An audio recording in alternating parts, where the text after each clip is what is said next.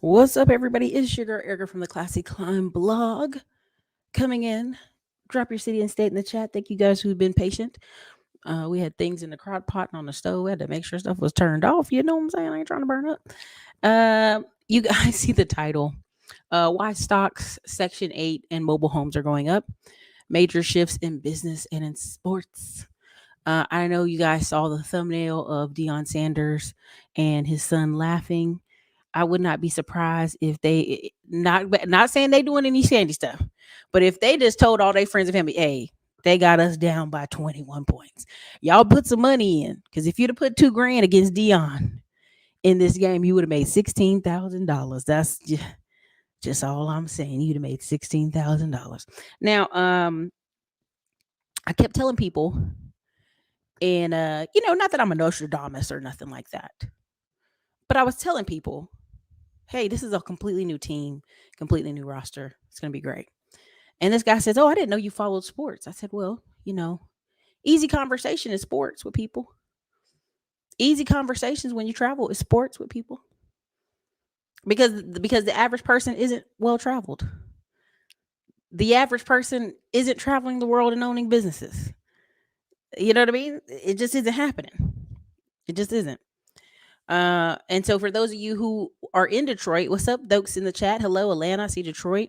I will actually be in Detroit this upcoming week. We have recovered from whatever had ailed us from InvestFest for the past week. We've recovered. December 7th, we'll be at the Black Real Estate Expo. I think it's in Troy or Pontiac. It's like 30 minutes up north of Detroit, but I'll be there all day. I kick off. I'm like the third speaker from 10:45 to 11:25 p.m.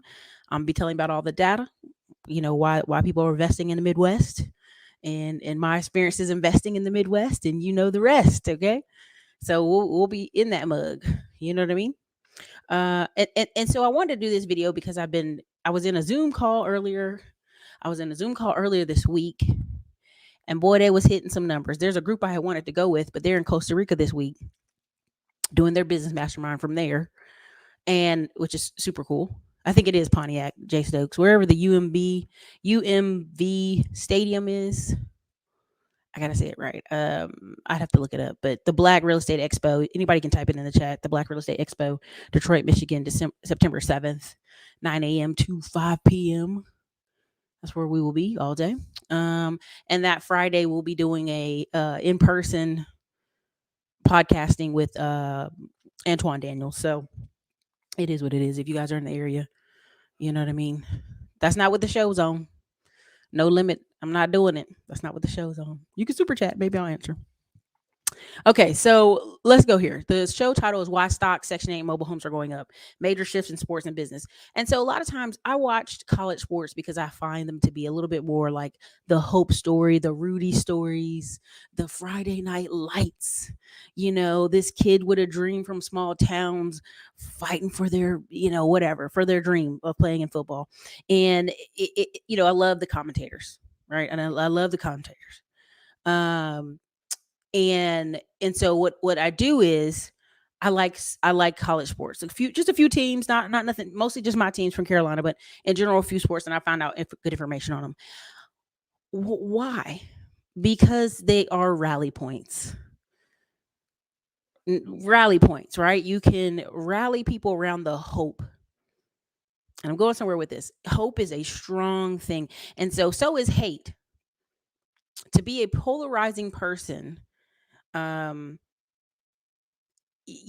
make the most money. Why does Dave Ramsey and Grant Cardone make so much money? So many people hate them, right? Because Grant Cardone's telling you to budget your money. And this is something I'm going to talk about today in this. When people say, oh, Eric, about credit and funding. Again, let's say you can't get any credit and funding. What are the steps you need to take to kind of build yourself up out of wealth? Just simple as that, right? Simple as that. And Grant Cardone pisses people off because he makes you think anything is possible. Just have some systems and some structures in place and you can have anything. And people hate that because that means they get to take the blinders off their life. You listen. They're going to blame next year. I'm going to tell you what's going to happen. We don't have a hope campaign. You already know what I told y'all. The next 18 months, everybody's gonna be on zombie mode, pretty much zombie mode, and it won't be till 2025 that everybody's like, "What the fuck?" Everybody's gonna be like the memes, like, "What the just happened?" And here, let me tell you why. We don't have a hope campaign. We have a hate campaign coming up. It's like, do you hate it now? Do you hate your bills? Do you hate your money? And then the other side's gonna be like, do you hate the landlords? All this crazy stuff. And they don't have a hope message. Obama was a hope message, because he was the symbolism of America got a whole bunch of really smart, educated black folks and minority folks, and that's just the future. Like when you saw the White House and the staff and everybody interns, they were all very, very brown. This is the future. No one can run from the future. Um, and Donald Trump was very much a fear campaign. As much as I agree with it, it was a fear campaign. It was like, shit's going wrong. And so whenever those things happen, I don't just listen to what people say. I listen to what people do with their money. Now you're going to say, Erica, you say people don't have money. Prime example. That's right. The average American is making 30,000 to at max 45,000. Okay. There are skilled segments of our population. And when I talk about trades, I mean nurses are trades too, doctors are trades, all those people that work with their hands, it's a trade. People who are lucky enough to be in trades or jobs that are paying $80,000 to $150,000, they're doing this. They moving all over the country. They moving and sliding. They going on vacation. They like, well, things get a little tight. Guess I can't buy all my groceries at Whole Foods. Let me buy some of them from Food Line. But the nice stuff from Harris Teeter. You know what I'm saying? Different things like that is going on. And so the average person, they can't with money be mad and be like, oh, I'm mad. So what does that person do with their money? They take their money and they do what? They physically move. That's listen, protesting is the language of the poor. How do you protest when you're poor? You either leave a city or you move to another city. What is happening in California right now? The past 10 years, over 8 million people have protested with their feet. Some are half in, half out. Some they do 180 days a year, so they don't get charged. Most of them move to Arizona, Nevada, Iowa, Seattle, and Portland. They couldn't vote with their money, so they voted with their feet. This is the same thing that is happening, and I tread lightly here, with dating and mating. Not I just had to do it. But no, if people are voting like, well, if I just can't get what I want, I will not play. And people do that every day of the week. They vote with, when they don't have money, they vote with, I will do nothing. And so what you're seeing now is a lot of people who are making these videos about inflation. Right? There's a guy called Meet Don. I kid you not, MEAT Don, Meet Don. Okay. And Meet Don, basically his whole channel is him taking bigger cuts of meat, because he's a butcher, and showing you how to cut it up. Things your parents should have taught you, y'all. I'm not trying to be funny. I'm not trying to be an asshole. Your mama, if you're a girl, should have showed you how to cut up a whole chicken. Period. Your grandma, anybody in your family could have showed you how to do a lot of these things. Like today, I went to the store and I bought a bunch of dry beans. I bought a bunch of dry beans. And I know people are like, what's she buying all these beans for? It's not October, November, December. Duh, why buy it before? Why are you gonna buy beans when they $3 a bag, when they $1 a bag right now in the middle of summer, because they know nobody eating beans?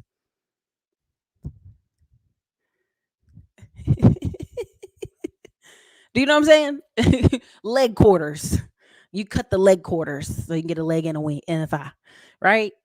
And so if again, you vote with your feet and you vote with your purchases.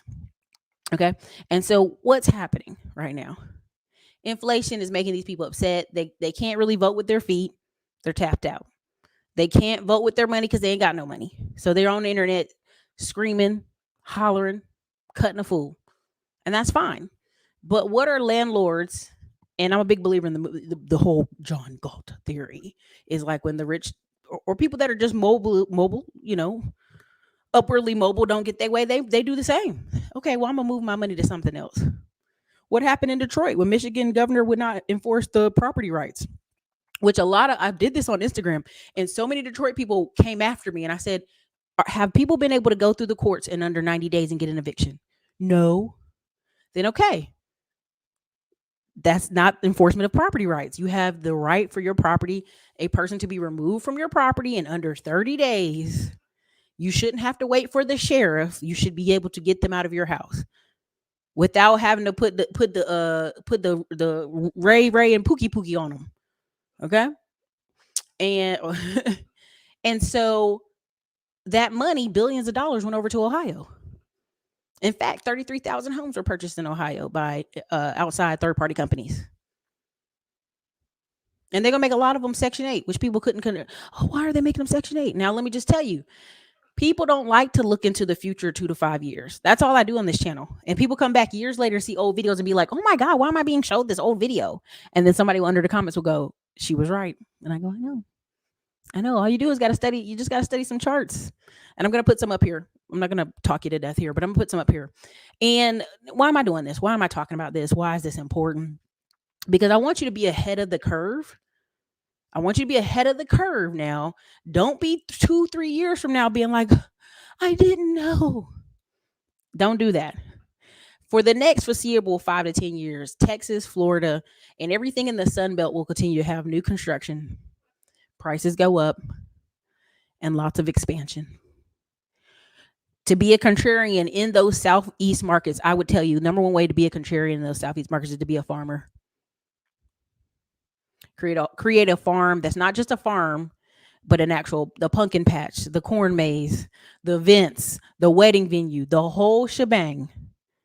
And that is how you will keep your farm, and you will be contrarian to what's going on in the Southeast. Just being honest with you. What's another contrarian move? What's the new gold? Texas, Florida, the Midwest. Right? What's happening to so many people right now? And this is, if you come on Thursday, you'll see some of this speech I'm giving. You have so many people who have older parents.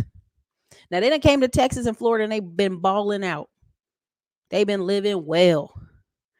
But then they see the cost of them relocating their parent back down to the South with them. They ain't balling. They just got a better paying job and a nicer house.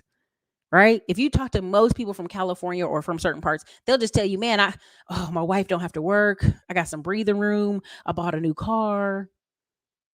They just want to be comfortable for a little bit. But they're going to have to figure out, okay, I got these parents that are going to need care. Food's going up. Everything's going up. I can't afford to put an ADU on my house. That's what you're going to see. You're going to start seeing an explosion of ADUs where people just build a little mommy suite and throw their parents up in the back of them. That are they college kids, you know what I'm saying? They gonna be put them back there. We can't afford it. Put her back there and let a nurse come to the house. You dig what I'm saying? And that's a big thing you're gonna start seeing because it just makes financial sense. Another thing you're gonna start seeing is I have several friends who are from North Carolina. They done came out here. They're some of the wealthiest tech people you've ever meet in your life. Now they got a nice house, not too crazy. They got nice cars, Porsches, the whole shebang. But every summer, like clockwork, they spend 1 to 3 months in the Carolinas, and traveling up in the Canada area too.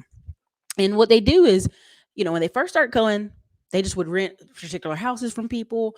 Then Airbnb came out. They started renting Airbnbs. Eventually, they just start doing the math and go, we could just buy a small little house around the corner from your parents. Small little house around the corner from your parents because we're going to have to figure out what to do with them. And this is our summer house. Same with me as I'm getting a beach property. It's a summertime. It's here and there. I can go there if emergency happens. Property. And this is what you're going to start seeing more and more of. And so when people say, oh, there's a gold rush back to the Midwest. No, the people don't want to go back to the Midwest. It's just their parents. They have to tidy that up. If they were the most resourceful, useful person in their family, them going down to the South and making a ton of money didn't change the life of their parents in the Midwest. It doesn't change. Their siblings are still in the Midwest. They may, we live in Lansing, Michigan, or we live in this really nice area of Michigan. Bitch, it's still Michigan. It's still down the street from Detroit. You know what I'm saying? Like, it's still Michigan. Like, it's still parts of the state are depressed. What are you talking about? But people in those areas have a good way of like, well, I don't even see it. I'm just in my little box. And so this is why you'll see this really big explosion of mobile homes coming up, because we're only a couple generations of people in the mobile home, like, oh, mobile homes are for the poor.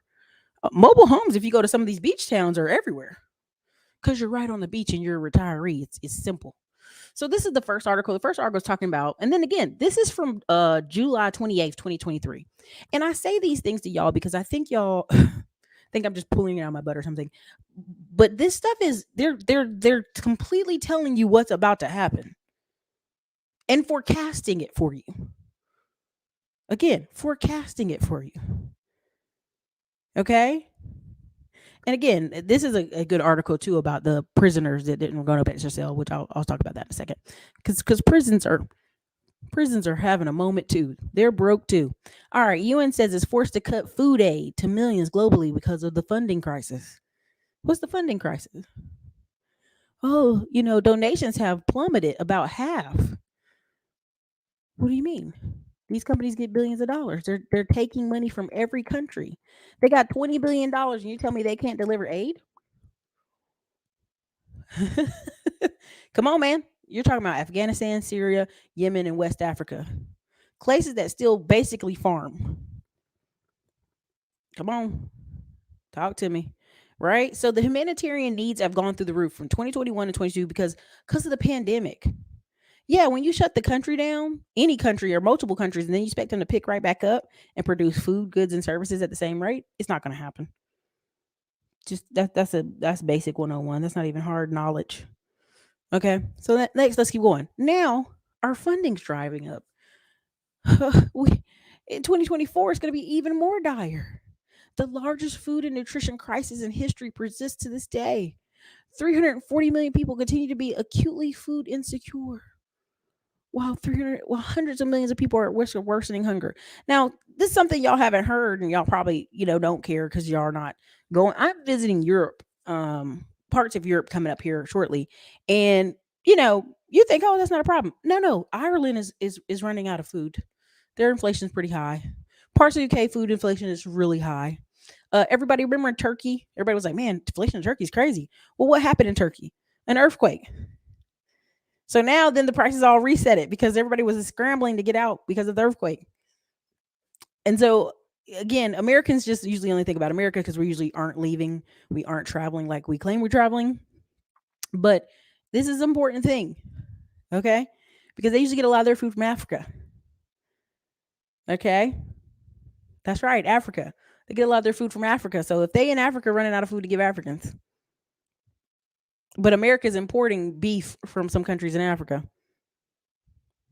I'm gonna just tell you what's gonna happen. Now, if you guys have been following me on my YouTube page or Facebook page, I've been posting about the Navy. Every city and state I've gone to, I've seen, and where there's places where there's not even water, the Navy has been posting these $50,000 sign-on bonuses. The Navy, even on some of the signs saying, "Don't worry if you can't swim, we'll teach you." The Navy. Now, remember when we had the Iraq War and they had like $50,000 sign-on bonuses for the Army and all this stuff. The Navy is doing that. Now, let me tell you why. If you know anything about the Navy or you study what's going on, Russia is running some ships around the waters, and so is China, running ships around. And so United States now got to flex on them. We gotta put our ships over there in the water, even closer to where we usually have it. So we need people to do what? Man them ships. What people don't realize is the Navy is one of the most neglected. Everybody wants to be Air Force if they can. Okay, so again, you got the Navy handing out $50,000 sign-on bonuses all around the nation. I've traveled to 7 states now, and I've seen signs from the Navy, $50,000 sign-on bonuses. You don't even need to know how to swim. If you're in a small town somewhere, your family's been struggling for years now. It ain't changed. The Iraq War is somewhat of a distant memory. You don't have those neighbors and cousins who went and fought. $50,000 sounds real good, don't it? You'll take it. Now, why is that? Because we're going to blame this. I'm just telling you what's going to happen. Again, we're going to have a hate campaign. We're going to blame Russia and the ships overseas for why we have food shortages. And you're going to say, Erica, that don't even make no damn sense. I know it doesn't make any sense.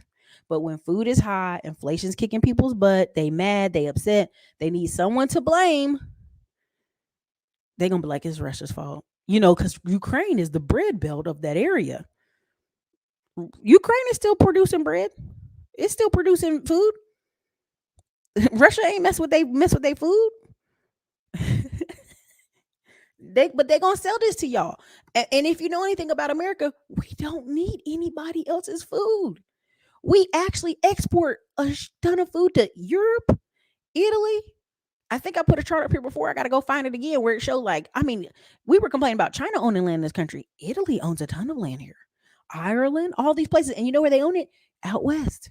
Where what? They grow food and ship it back to their country. America is a giant bread basket. Okay? So don't let them fool you that, we're overcrowded in America. People won't be able to eat. I mean, if you made half these citizens turn their backyards into garden, we'd be straight. America would be straight another 50 years. I don't think y'all understand how good we got it. We got it good. We just don't know it, okay? Because the news hasn't told us. But let me just point to this. This is a Minnesota prison reaches a solution with the inmates who refuse to turn to their cells in a heat wave. I don't know if you realize this. This was 100 inmates in one housing unit who wouldn't return to their cells. It is a delicate balance. When people are all poor, they're fighting each other. But when they pay attention and say, wait a minute, the prison has got us in here and it's hot. It's 100 degrees. The air is not working. We about to pass out. They have to do something about this. They band together to fight what? A same enemy. Self-preservation is what they called it. Right? They're not calling it a riot. I want you to understand how the news is doctored. Well, they're just because they're hot. This is a riot. But they're calling it something else. They're calling it Self-Preservation Act. They were very calm and peaceful and stable throughout the whole day. The incarcerated individuals of the unit indicated their dissatisfaction because the understaffed facility had to limit inmates' time out of their cells. But advocates said, listen, that's not true. The fact is, we've been fed up with excessive heat, lack of air conditioning, and limit access to showers and ice during and off and on during the lockouts the last 2 months. Now, it's 100 degrees in the summer, even in Minneapolis. Now, Bayport, this prison is 25 miles from east of Minneapolis. But think about that. It's hot, the air's not circulating well, and you're just locking people in these cells for longer and longer. So guess what they decided to do? When they opened it up for them to go eat, guess what they did? Nobody went back in. It's hot. We need showers. We need some ice. We need phone. All right. Okay. So they said the facility is still locked down and all inmates have returned to their cell. Let me translate what that means. We did not feed these people. They hot. They're thirsty. We know if they wait any more days, they'll pass out. Now, the people said, no, they had access to clean drinking water. And the inmate said, no, the water's brown. Oh, no. What are you talking about? They said no one's going back to a hot shell drinking no water and not being able to shower. Now, let's just go there. There were 2 correctional officers in the area where the inmates were. They didn't do anything to them. They just like, it's hot, man. It's hot. I'm not going back. All right. They're like, this is a 100-year-old building with no air conditioning and no central air. They said the walls actually sweat. Now, most people say, well, you're in jail. It doesn't matter. You don't do the crime if you don't want to do the time. Don't do that if you don't want to. You know how to do it. Don't do it, okay? If you don't want to do the crime, That's how they talk, real stupid. Okay? And so what you have to realize is that was a prison riot because the conditions were poor. Non-violent. Everybody just stood out the side. We're not going back in our cells. It's too hot. The water's brown. City's like, oh, shit, we have to actually give these humane conditions. You see, that's not been on the news. See, no one talked about 100 prisoners refusing to return to their cells for days on end. Isn't that interesting? The stuff they don't show you on the news. So let me walk away from that one. But I just wanted to show y'all what happens when you push people to the limit. They're not being violent. They just do. Okay, now Um, why is that important? Because you would think sometimes where prisons are, people are um tough on them and they're gonna do this and this to that. The prison has a balance. There's only so many guards versus how many people there.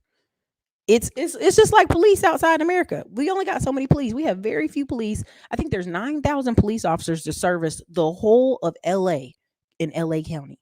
And I remember them saying it like at any time if people in LA really wanted to tear it up, we don't have enough police officers. They're like we don't have enough police officers to do anything. It's almost like a social contract. I will behave, right? I will behave out here if you don't harass me. And that's worked well for many years. Not so much anymore. Now I want to show you and then I call this false marketing. And I'm gonna tell you why I call this I'm getting ready to show it to you. Thank you, Miss Phoenix, for the peace and blessings from Toledo, Ohio. Okay. I appreciate that. Wait, was there two? Oh, I apologize. Hold on. I love everything you share. Thank you, Shane Brown. Sean Brown, I appreciate it. Thank you for $2 super chat. Okay, let me go back. So this is what I tell you. I'll put it to you this way. You guys ever hear when they talk about the guy that talks about stocks? What's the name of the bald head that's always wrong? That talks about stocks. Oh my god, what's his name? Oh my god, I'm forgetting his name. So simple. Well, anyway, there are people who are in positions, right? Who are purposely misleading you. I'm not saying that's Forbes is in on it. I'm just going to tell you the chief officer at Kings Mobile Home Park Investments, he said, and this is why this is funny because this is 2021. I just want to show y'all the difference. He said, "Oh, 5 reasons why mobile home parks are disappearing in the United States." Now, what have y'all noticed the past 5 years? Mobile home parks have absolutely exploded. But let's just keep going. He said there's probably 43,000 manufactured communities. They're spread out over the United States and they're drastically decreasing. They're being redeveloped for other things. Mobile home parks can be a loss leader for municipalities. People don't like it. They don't make as much tax money off of it. There are stricter zoning restrictions. Not in my backyard neighbors often veto against new trailer parks. Mismanaged mobile homes are being shut down. Conclusion. Long and story short, he says, it'd be great if there were more mobile home parks because we could help people and investors diversify. Now, y'all, what has happened the past 5 years in mobile home parks? If you've noticed, what has happened the last 5 years in mobile home parks? They've put in the comment. They've exploded. They've grown. I mean, again, now I'm gonna show you who he was and why he said that. And again, that was 2021, right? This is when he said it. Thank you, Kramer. Jim Kramer. Jim Kramer's telling you the opposite of what usually is the right answer. Now, this guy right here wrote this article in 2021 and said, "Oh, mobile home parks. Oh, da da." Now look at his page. His website. This is the Keel Team, KEEL team.com. He's actually under managing right now. Let me see him pull it up. 26 deals. They have over 100 million in management. So clearly mobile homes are going away. And if you don't work with him, clearly that's what's wrong. Y'all, I'm always gonna tell y'all, people are gonna people gonna sell something to you like, it's so hard. You gotta work with people like me. Because people like me, we run this for a living. You should work with us, the professionals, okay? And I could go many ways with this, but I'm gonna stop. But I want you to understand that like people will create the fake news like, oh, there's a problem over here. Oh, it is? Yeah, but guess what? We can help you solve it. You know what I'm saying? And so that's just what happened. That's all that was. That whole article was, what? Let me help you. And even here, you can look on his Instagram. You know what I mean? We invest in mobile home parks and self storage, and we get you above average returns. Don't you go get an investment. Don't you do it. Let us do it for you. You give us some money and we'll make that money for you. When most people, if you go put a couple bit of dollars, you'll see that 20% returns for yourself. 20 to 30% returns. But I'm just telling you, cash on cash hand. This guy's making 54% returns, annual cash returns. Okay. Why are more people living in mobile home parks? In the comment section, why are more people moving to mobile home parks in the next 5 years? Why?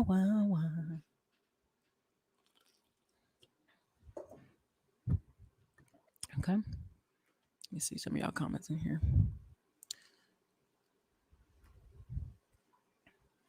Let's see. Somebody said Kramer working for the ops. Dr. Boyce, no. That's funny. How protesting with your money for poor people. Wealthy people relocate to stay wealthy is smart. For sure. They didn't. Look, you knew what's up. They didn't want to inspire other prisoners to do the same. Because if they're running out of water and it's hot and it's a 100-year-old building, is there other buildings like that? That's what it is. Okay. You know what I'm talking about? Exactly. Let me see. Less overhead, affordable, cheaper. They don't leave a great investment. No housing, Bidenomics, cheaper cost of living, retirement living. Tam, I'm coming down there to see one of them games. Get us some tickets. Get us some tickets to the next game because they claim it's going to be sold out. I want a ticket to the next Boulder game. They'll move you in for free. I'm telling you, rent is outrageous in cities. Okay, so there you go. So people are moving for cheaper cost of living. Okay, here's this one. Elderly residents from floods to slime. Mobile home parks save landlords make millions and neglect them. Now look, they near some water. You already know he's older. 5 years ago, he retired from his manufacturing job in Rhode Island, and he had just got through a rough divorce. I hooked up my boat and headed down here without having a place to live, he recalls in the living room of his home near Vero Beach, Florida. Now, y'all, back that up. Let me read that to y'all again. 5 years ago, Mike Knoll was newly retired from his manufacturing job in Rhode Island and had just gone through a rough divorce. I hooked up my boat and headed down here without having a place to live, he recalls in his living room.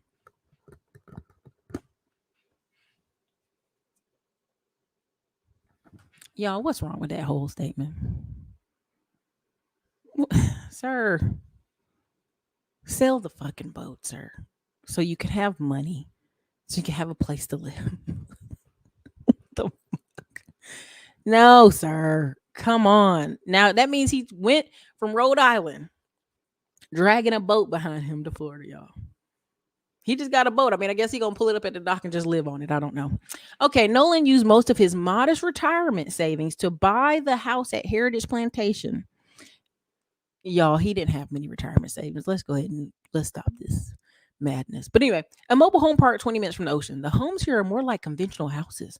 What you see than a mobile home. They have foundations and yards and driveways. I thought I was moving to paradise, beautiful weather and being able to fish 12 months out of the year. Lord Jesus. Let me keep going. His new place wasn't large like the home he owned in Rhode Island, and the floor needed repairs, but the price was affordable and it offered the promise of a new start. And then it started to rain. Now, y'all, his story already is he should have just moved into an apartment. But I'm gonna keep on going. You know why he didn't move to an apartment? Because he don't have a job. He was transient. He has retirement pension, but he don't have a job. Okay, so let me keep going. I'm talking about Florida thunderstorms, where you get 15, 20 minutes down. Right? The rain came in. Noah found out in the streets in the park area was flooded for hours and sometimes days.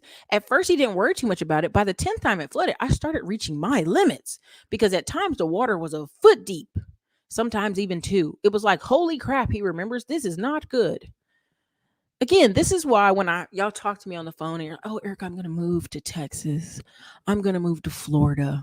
I'm going to move to Virginia. I'm going to move to Las Vegas. I tell you, go visit that place multiple times. But here's the problem: most people don't have the money to visit two, three, four, 5 times. So they're talking to you about moving someplace, basically sight unseen, on a prayer, on a hope, on a dream. You have to be able to visit these locations more than once. Okay? Again. Again. Come on. You know what I'm saying? Double wide might be the boat gives him fake rich. Well, come on, you already know. The boat makes him feel like I worked all these years. I deserve this boat. I'm not gonna give this boat up. I'm a boat man. You know what I'm saying? There's no plan. That's what I'm saying. Live on the boat. The boat costs money, right? Again, you can always afford better rent. Move further out of Dallas, right? So again, it don't make no sense. Okay. Look, don't move to Florida without money, but that's what they do. John said, "Don't move nobody rural without no money." Listen, y'all move some of these rural neighborhoods if you want to. You're gonna be fixing stuff. Okay, lots of fake rich people in Atlanta. Also, yeah. Okay, so again, y'all see the water. Y'all can see it. So anyway, residents of Park say the streets have been flooding after normal rainfall for 20 years with antiquated and broken storm drainage system. They say the waters damage their homes and often deep enough to trap people in their houses. Some are elderly. They say emergency vehicles have refused to respond to calls during the floods. He said the people across the street are in their 90s. I know people that couldn't get to their chemotherapy appointments. To make the matters worse, the residents say when the water does recede, it leaves behind a slimy residue that people slip and fall on. He said the slime never goes away. He's in the hospital for a shoulder surgery at 79 years old. I was just walking my dog. Next thing you know, my left foot goes out from under me. I hit the pavement with my shoulder. Listen, tell your mama don't just be moving anywhere in Florida, y'all. These people think they just gonna pick up and go to Florida and live in a mobile home near the. I'm 20 minutes from the water. Y'all don't come visit me. Well, Grandpa, you live somewhere where it floods. Okay. Anyways, many people say this is the last place they can go. This is all they can do. Now, in the recent years, now, why is this a news story? Because it's a bigger company that bought it. It's a company called ELS. Now, what is it called? Equity Lifestyle Partners. Equity Lifestyle Partners. And they're a pretty big company, but in recent years, big companies have been buying up mobile home parks. And they say they're making all this money off these people, but don't do basic maintenance.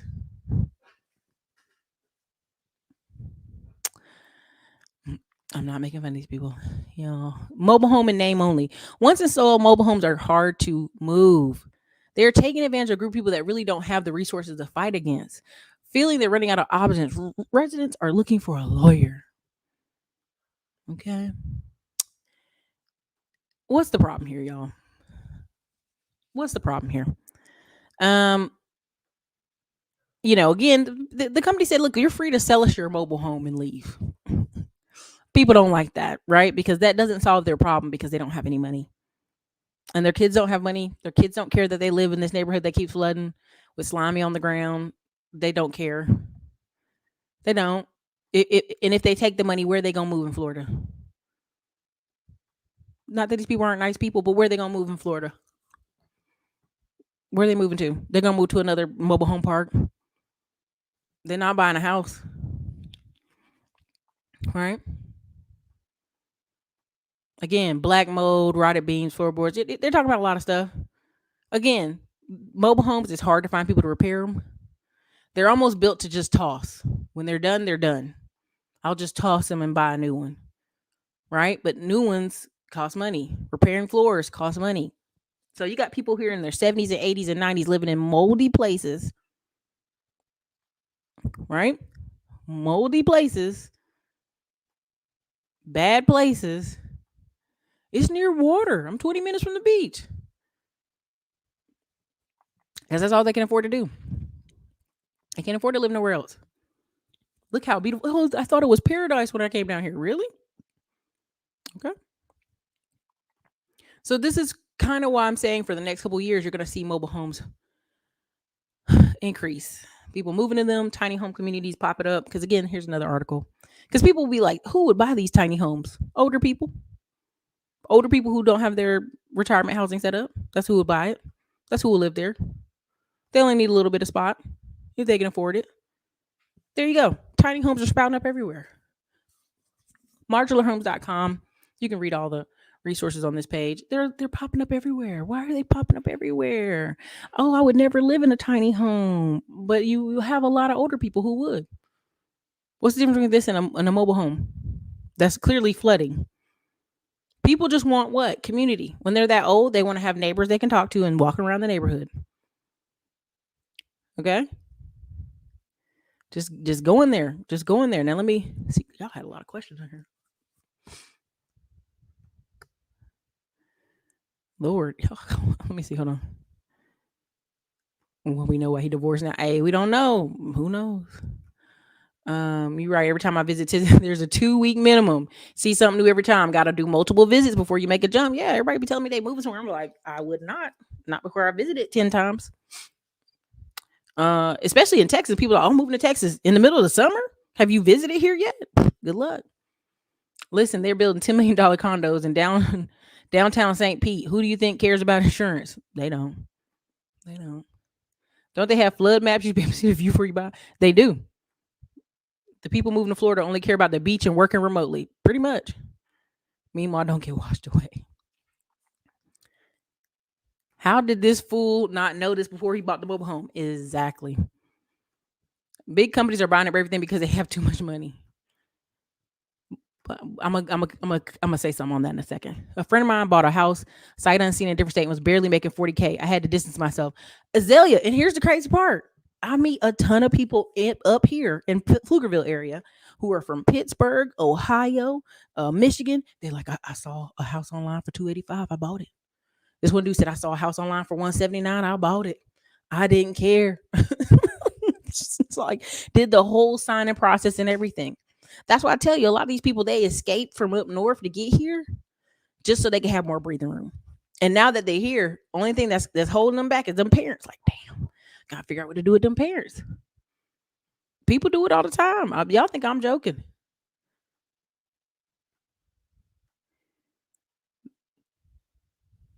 Yeah, listen. If they gave you 10K, I'd take the 10K and I'd leave that flooded trailer and go on by my day. Tidewater Preserve. There you go. Lack of financial literacy. Mm-hmm. Florida won't be inhabitable at some point. No, it's not. I don't believe that. That's the same hype story they tell you about the Midwest and half these area cities. You drive an hour outside of in most major cities. There's plenty of land, plenty of farmland, plenty of places to live and build. Exactly. His lack of attention to detail doesn't help. The whole thing is unfortunate. Exactly. Oh, for sure, for sure. The cost. There you go. Mm-hmm. Let me see.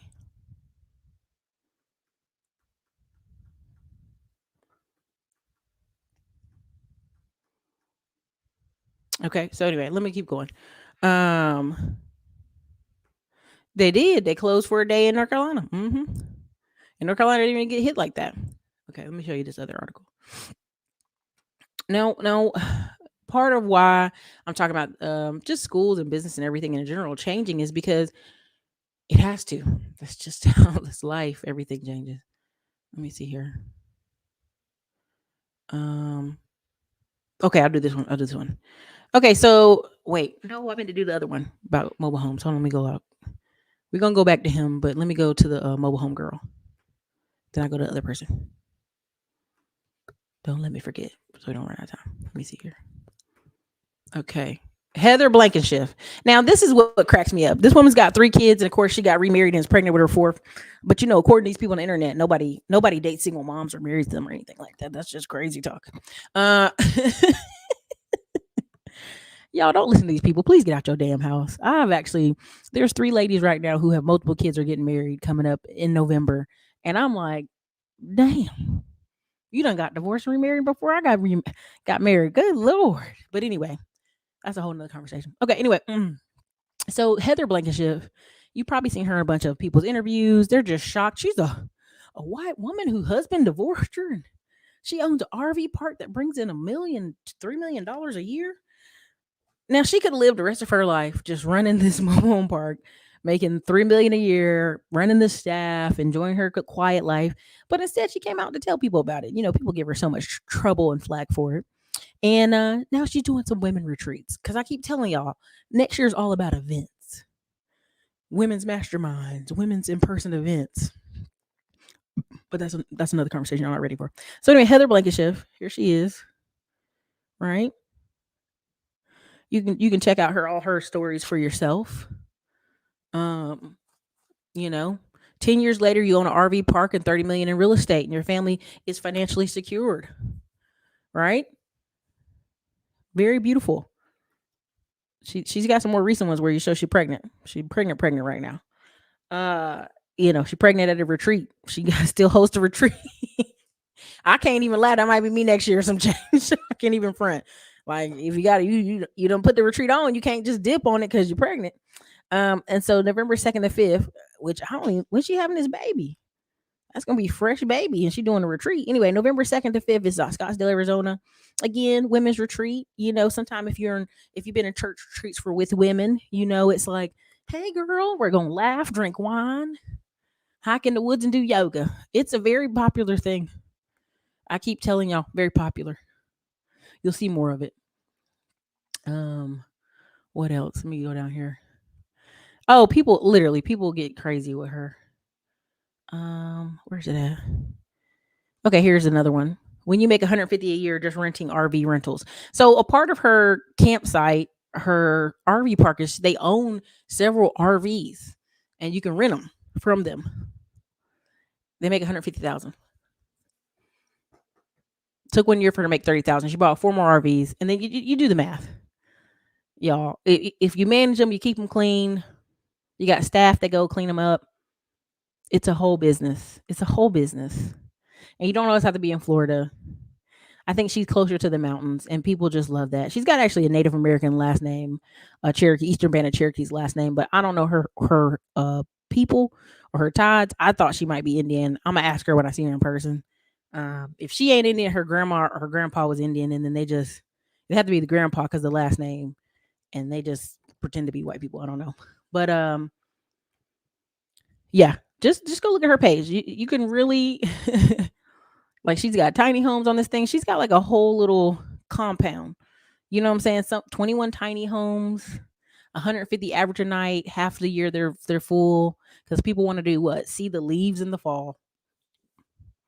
They want to see the leaves in the fall, man. So she's got this compound, and if she never did anything else but run this compound, this one property that brings her 2.5 million a year, she could just do that.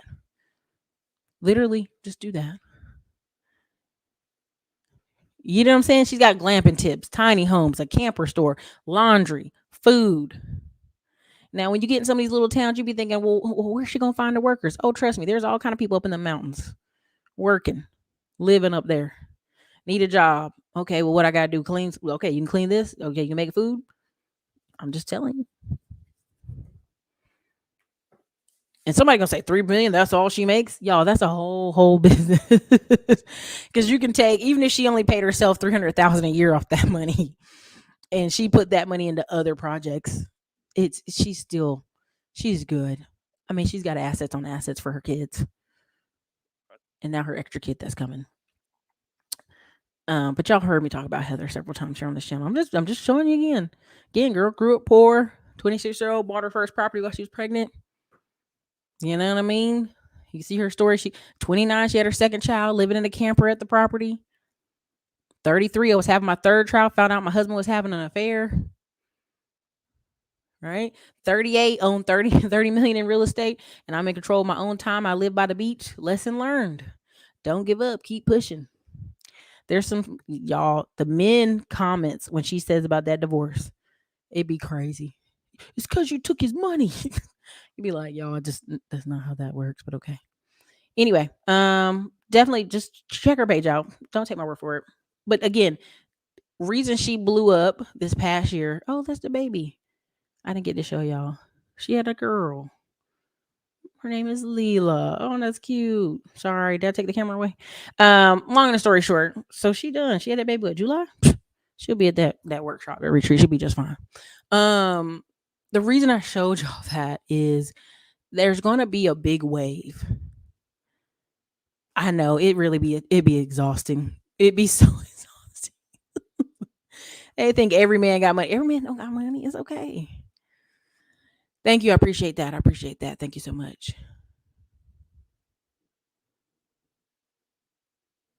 I appreciate all y'all. Thank you. Thank you. Thank you. I appreciate you. For real. Appreciate all the super chats. Okay. Yeah, she about her business. She about her business. Okay, so let me keep it moving.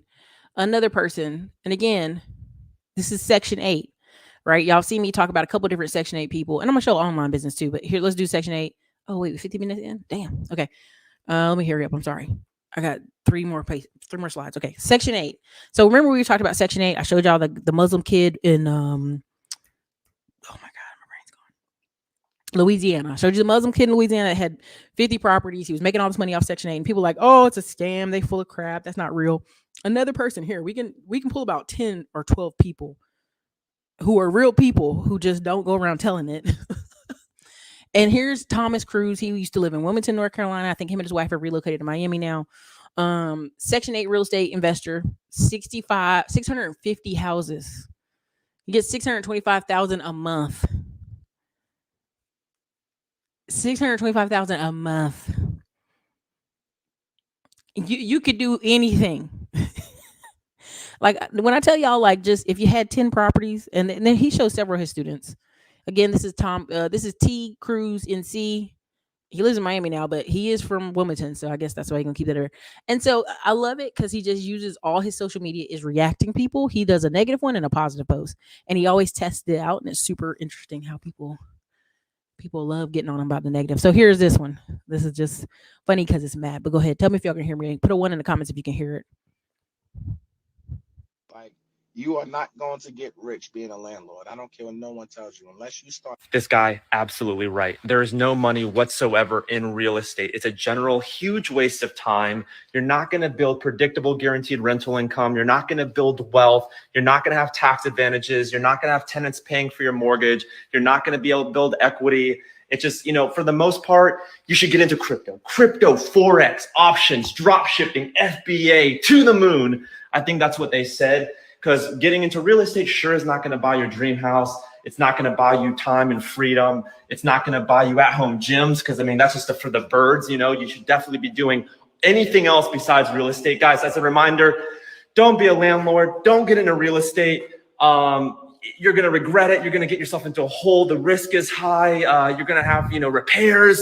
And if you have repairs, then you possibly can't get out of that hole. So why even try? You heard? Okay, so yeah, he be... he be trolling, and I respect it. And he shows himself behind phantoms and traveling and shit. And let me go to this other one. He had a really good one that was super funny about. Okay, here it is. This one's super funny to me.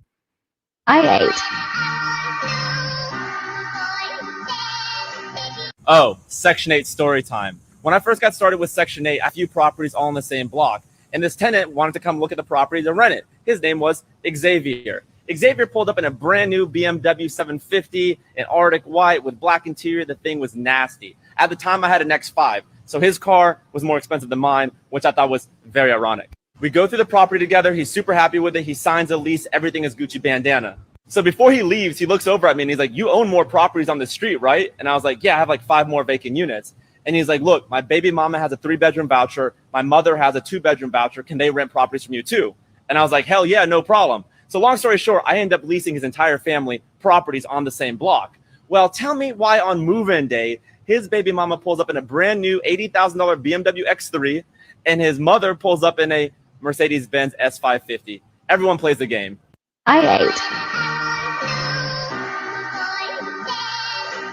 Oh, Section 8 story time. Okay. I actually know quite a few people who have these same exact Section 8 stories. That's why I be saying when people tell me their goal is to do nothing all day, I think they've spent a lot of their life around people who either live on Section 8 or have been on public housing where a lot of people are lounging all day. And it seems like they're oh, I'm well rested and I'm smoking weed and chilling with my kids. I told you 1, 2 times I drove by bus stops where everybody's in pajamas, and I'm like, what the hell's wrong with your parents? That it's 2:45 in the afternoon, they're still in pajamas. They going through depression? What's going on? So, but again, I love his. He's a smart ass on all these, and I can show you like 4 or 5 of them. He's quite funny. Maybe this one I think is the other one I thought was funny. You're telling me that this is what life is? I've been working 12 hours every day for literally the past 3 weeks. See, your shit is just fundamentally broken, because I promise you, there's way more to life than working, paying bills, and dying. And here are 3 ways of fixing that expeditiously. 1, you got to make more money. 2, you got to invest more money. And 3, you simply got to spend less money, which makes it tough because you somehow chose to live in the most expensive state in the union.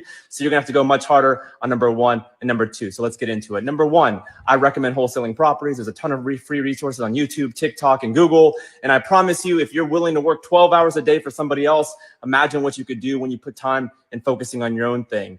2, once you start building a bankroll from wholesaling properties, which might take you 2 or 3 months to really get rolling, then I would start investing into Section 8. Section 8, you can then build that passive cash flow to be able to quit that job eventually. If you don't know how to do that, I have a webinar going on today. Go ahead, link in the bio, register. It's completely. Now, listen. Here's my thing, and this I've told y'all this a million times. I'm gonna show you this right here, and let me see if he's got the slides. Oh, he doesn't. Okay. People talk about Section 8 all the time. Oh, it must be so hard. And if you go on his page, he does it like multiple people, Antoine Martin, several people. They will go over and over with prices with you guys and how much stuff costs. And every day people like, show me the course. Help me understand the step by step. Like even right now, one of my affiliate marketing emails that you guys probably seen in one of my videos is where I talk about this other girl who sells how to start a course from scratch, right? And I talk about it because I know people don't like my method.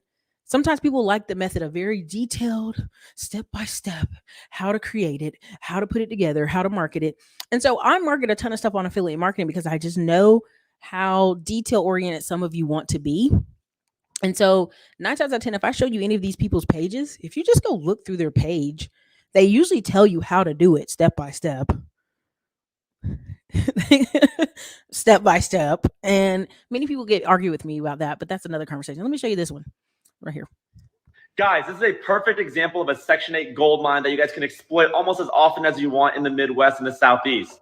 This property works amazing because it's only $32,000. It's got great exterior and interior condition. It's got great curb appeal, and it's only 1,100 square feet. So if a tenant moves out, you don't have much space that you need to clean up, paint, recarpet. Really, the smaller the better with Section 8. Guys, we get rich because of Section 8 arbitrage. Section 8 does not care that you only paid $32,000 for this house. They only care about 2 things. 1, how many bedrooms does it have? 1, 2, 3, or 4 bedrooms. The more bedrooms, the more they pay. 2, what county is it located in? Obviously, counties in the Southeast and Midwest are going to be paying a little bit less than in the Northeast and the West. But you're also paying $32,000 for a house, which you can't pay anywhere else in the country. Guys, don't forget, I'm doing a free webinar this Wednesday, 8 p.m. Eastern time. I'll tell you more about my criteria. Enroll in the bio. I'll see you there. Guys, this is a perfect example of a Section 8 gold mine that you guys can exploit almost as often as you want in the Midwest and the Southeast. This property works amazing. Okay, now if you go on this page, there's several other ones he'll show you where people talk about land contract. I'm in Detroit, and the word they like to use instead of seller financing is land contract. Hey, can I give you $7,000 down in a land contract and make $530 a month payments? Now, depending on how you feel, you may say, you know what, sure, no problem. I'll take $530 a month, guaranteed payments instead of not, right? Because that just makes sense. Well, what you just agreed to is seller financing, right? So they just use the word, land contract in certain parts of the Midwest. Now, if you go on his page, there's several. I mean, he's got countless really good stuff. There is a North Carolina man. I'm trying to show y'all another one. Dang it. Hold on. Let me see here. Dang it.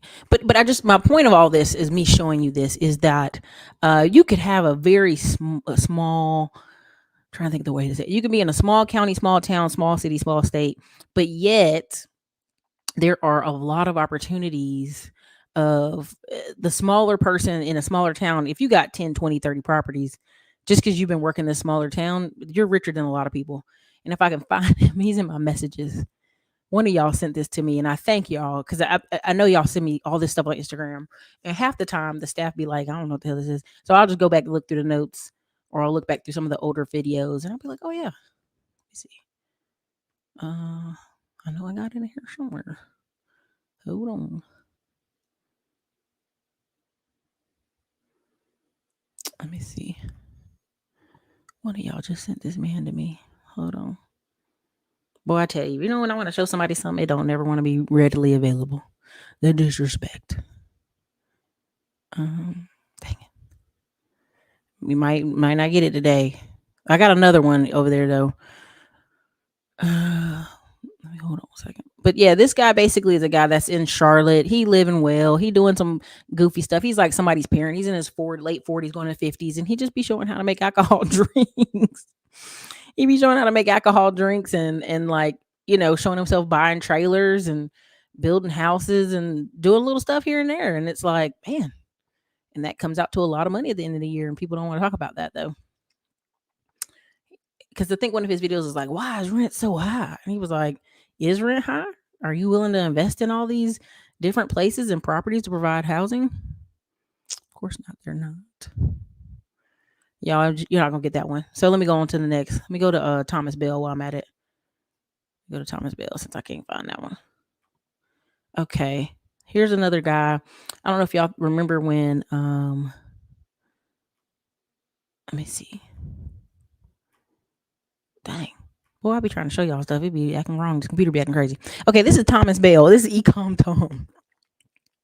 Econ Tom is probably about 40 now. No, he's probably 39. Well, anyway, he was 34, 35 dating this girl who was underage. She finally had turned, like there was a video of him showing like happy 19th birthday. And I was like, nah, y'all been together for a minute.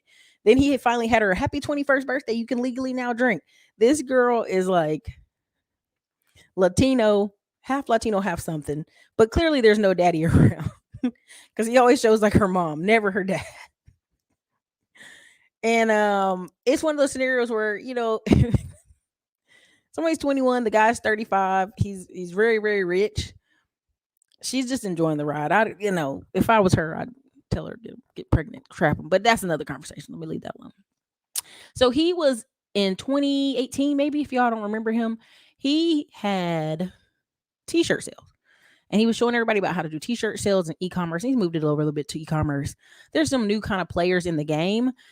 But what I want y'all to understand is if y'all go watch some of these old school guys, they pretty much give you A, B, C, D, E, F, G. Print on demand. He was the original print on demand kind of dude. You can go find him. All his old information, his old topics. It still works. All that stuff still works. All that stuff still sells. You just keep bringing in more younger people to figure out kind of like, oh my God, his son's like a grown up now. When I first started watching him, his kid was like 4 or 5 years old. Maybe he had on the side. Anyway, let's keep that moving, that conversation moving. But if you go on some of their old content, you look around, they literally just give you 1, 2, 3, 4, 5, all the steps. They tell you what they're doing. And he had the virality. Let me see. Here you go. Oh shit, I'm sorry. $1 billion with print on demand. Let me show you. All right, here's his all-time stats. 4.6 million in profit, 200,000 units, 7 million visitors. Guys, he killed it during quarantine. Look at this. $600,000 in November alone. This is what's possible when you have systems in place, guys. As you can see, he's launched 6,800 campaigns. That means hundreds of campaigns a week. What he's doing is he's creating designs based on targetable interests on Facebook. Let me show you. First, create an account at Viral Style. Head over to the create button, choose a product, choose your colors, upload a design, choose more products, and launch. Viral Style automatically sets up a sales page with all the options on it. Here's the design.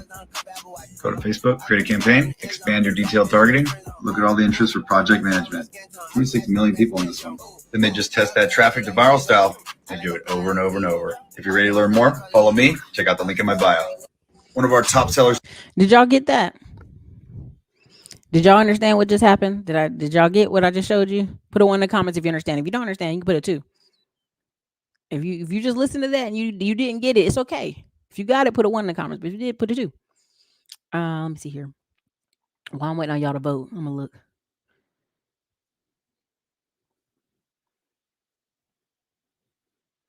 He said my dad. Okay. Oh, y'all talking back and forth. Y'all gotta chill out. I don't know what y'all got going on in here.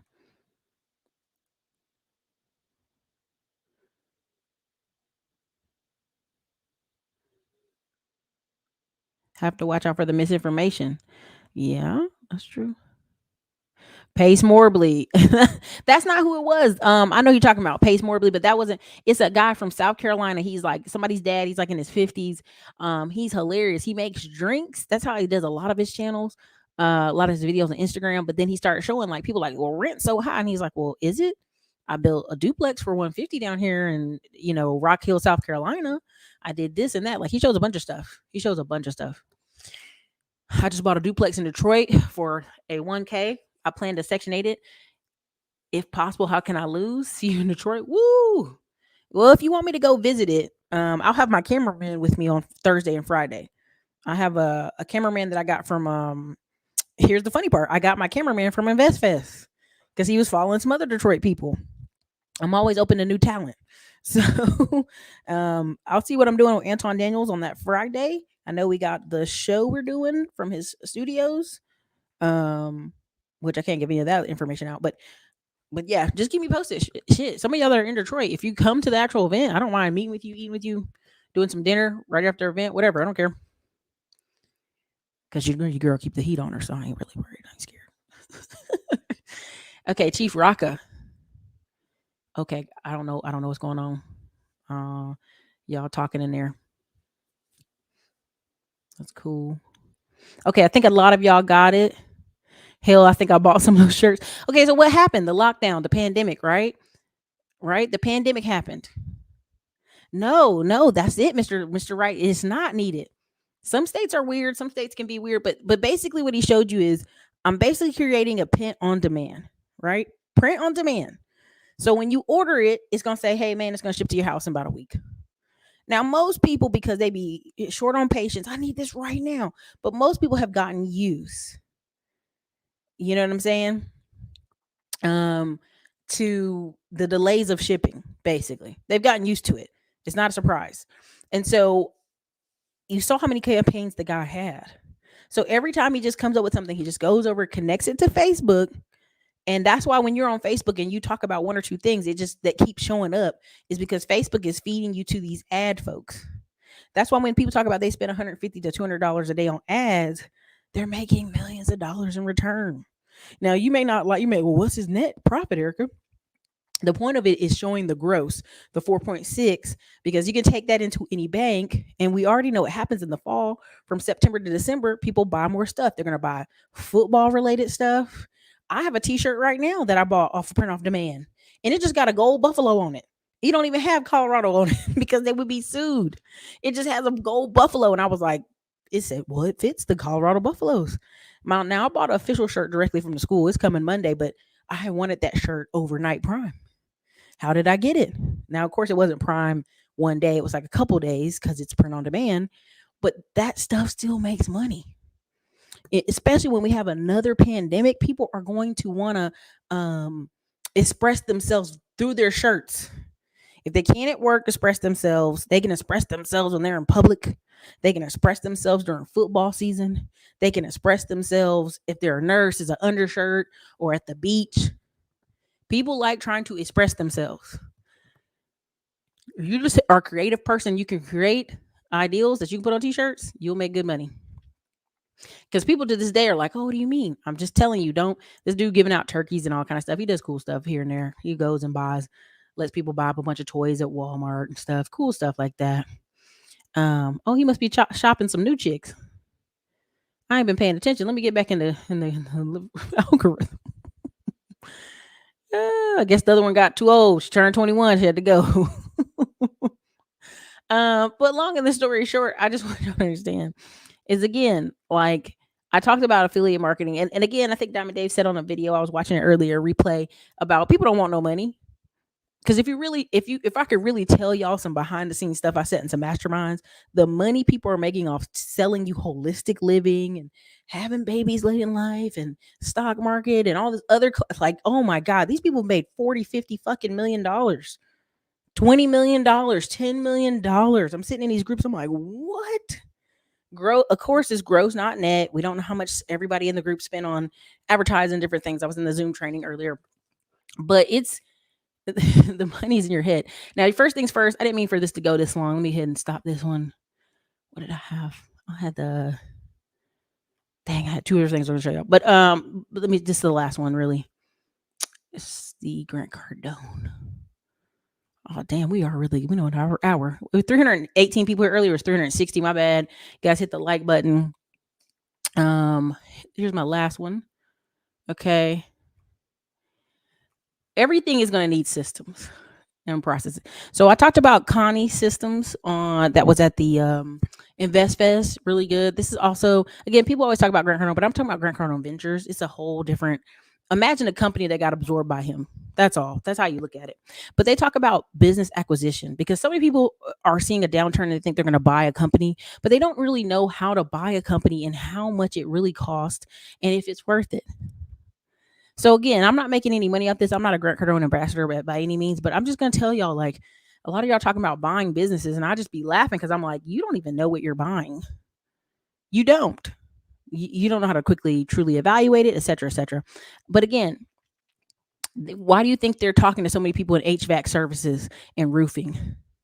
Because the next 12 to 18 months, everybody knows is the next 12 to 18 months, there's so many people that are going to make so much money because they're just going to actually propel their business to normal standards, right? When people say, oh, I started a company and it's so stressful. I'm up all night long. I'm doing all this stuff.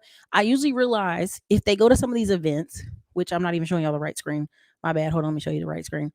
When they're going to some of these events, they're just getting the basics. They're getting the basics. How do you set up the company? How do you hire people? How do you train people? How do you do all these things? And by the time when we were at Grant Cardone's 10X, there were companies they were working with. And a lot of these companies, he gets 10% equity. Not all. There's just some. The company went from 2 million to 10 million, 2 million to 20 million. And people are like, how is this possible?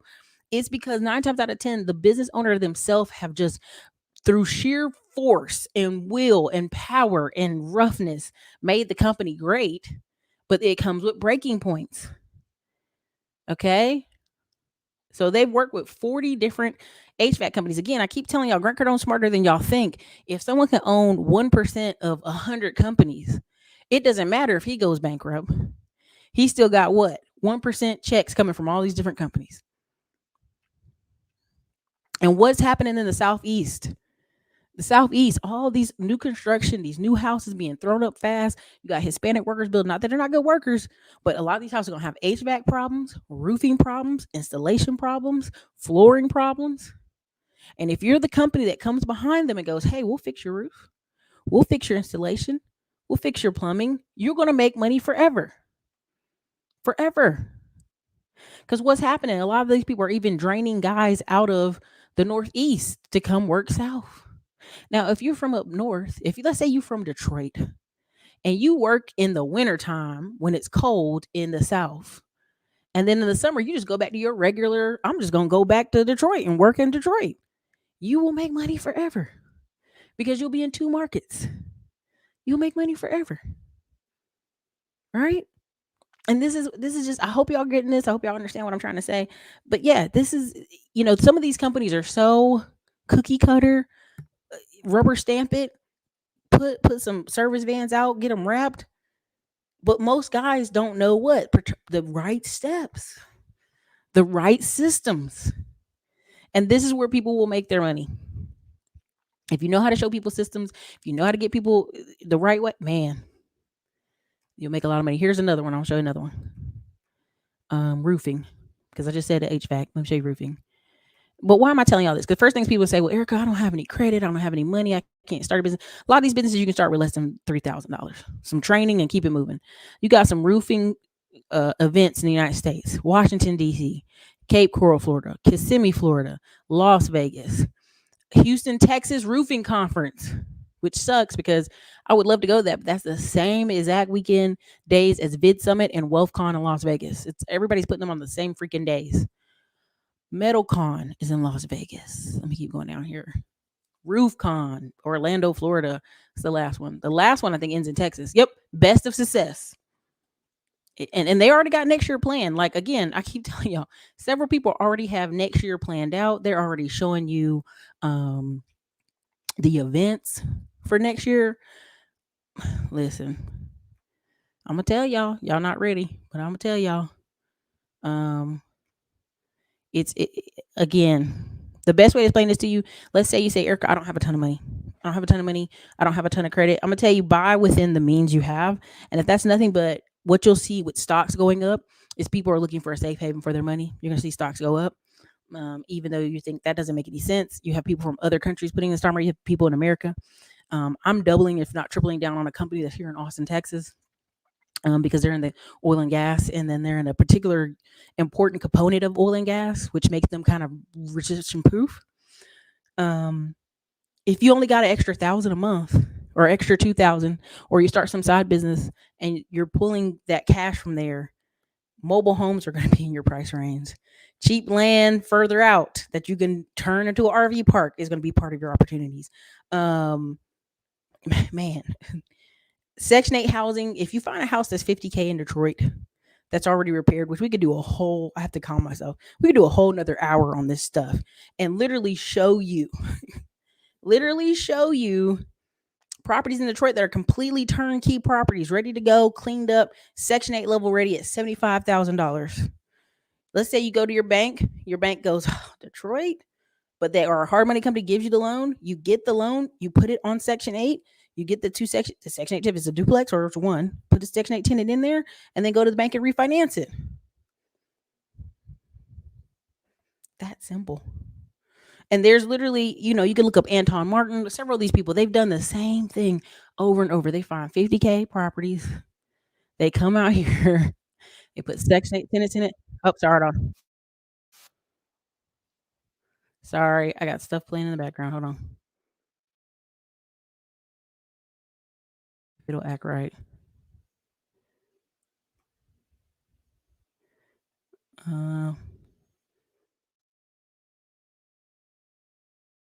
Nope, it's not gonna do it. But it's Anton Martel. I've showed his Instagram several times on here before. Long story short, he just talks about buying 50K homes. Buying 50K homes, and then you just keep doing it. You're doing a repeat. You get 150K homes, you're ridiculously wealthy, right? And so many people who are like, Erica, I got into tech, I got this higher paying job. Now what? You're going to take that money, the money you already make. If the credit market gets tight, take that money you already have. You can put it in the stock market. You can put it in cheap properties, but not just cheap properties, Section 8 quality properties. Get that money, get those returns. Keep it simple. Like, if I could go back now, I was offered a lot of people's projects in Cleveland down the street around the corner. They were like, oh my God, we've got like 5 of these. I need to offload them. If I'd have known what I know now, I'd have got those 5 and put them all on Section 8 and called it a day. 5 duplexes in Cleveland getting $1,500 per unit. Well, not per unit, per the whole thing via Section 8 times 10. Well, times 5 at the time. That's all he had. You're good. I mean, I think people don't realize like 10 to 20K is really great on a consistent basis. Now, if you're a Brad Leah and you got 7 kids, yeah, you need 20K plus a month. But in general, most people, once they get 5 to 10K and then they have a little bit of wiggle freedom, they get to do other opportunities. So let me see what y'all got in here. Skill trade arena. There's always opportunities. Yeah, you're getting 2nd and 3rd shirt. Congratulations. I've seen a few dilapidated cities get turned around. I've been watching Detroit for a minute. It's gone. Have its time again. Yeah, here's the thing. Detroit is going to be resizing itself for the next 40 years. They're gonna be steady tearing stuff down, tearing areas down. People are gonna come back and take care of their parents, or have to come back and do something with housing there that is there. At the end of the day, I'm gonna just tell you like this as I close this out. Who you hang out with matters. Who's talking to you matters. What ideals you're discussing matters. If you're talking to people and you're telling them about mobile homes and stock market and townhouses, like I was just in Atlanta and Diamond Dave took me to lunch and I was like, thank you, awesome. And I was like, you made me drive out of a different part of town. And that's what I really loved, going into a different part of a city, because I'll just stay in Midtown in Atlanta all day. And so I was like, okay, I'm over here. Let me drive. I had looked up this restaurant or whatever, and this location. So I drove and I was on the west side because it was originally where we was going to have our event. And I'm glad we didn't, because it was way over there, but it was west side. And then they were building like hundreds of townhouses and apartments on this west side. And everybody's like, that's the ghetto. I said, well, you have to confuse y'all. I'm confused because they built hundreds. It was rows of it, of townhouses and apartments and houses on stilts. And I said, oh my God. Right. And so there's growth happening. And even if you're in a city, you may miss it. So you have to be careful who you're talking to, who you're associating with. Because if you deal with some of these people, they'll stay in their one little side of town forever. They'll be broke. They'll be like, oh, this town ain't no jobs. You know how many people come on Jason Black and some of these people channels talking about there ain't no jobs in Dallas? Dallas, Texas, where millions of black people moving from New York and California, and they in Dallas struggling. Who you talk with, who you hang out with, who you putting around you can either put you in the caveman times or put you in the future. Simple as that. Y'all got to be real smart about how y'all moving out here for the next 18 to 24 months, because most people are on zombie mode. And by the time they look up in January 2025, they're going to be like, what the they're going to be screaming. I just put a private video up for the member side. That's exactly what I'm doing. That's what we're doing for the next 90 days. All the next 4 months, the fall, we're being really, really serious. I'll put another video in there, I think tomorrow or tonight. It depends on how I'm feeling. But that's literally, you take your money, what you already are making, and put it into the new project. Because that whole easy credit thing, that credit is tightening. The only thing you're really going to be able to use it for is a car or a house. Everything else, credit card's going to be like, I don't know. Sorry. Right? The rules are moving and shaking. So be prepared. Use the money you already have. One of the fastest way to get loans, sometimes they'll say the bank's not giving you any money, is if you put a lot of money in your stock market account and take a loan out against that.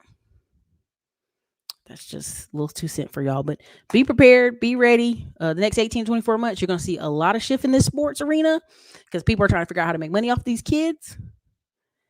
Whether it's betting or it's NIL deals, there's a bunch of people making $2-3 million. And then when they leave for sports, they don't know what to do with themselves.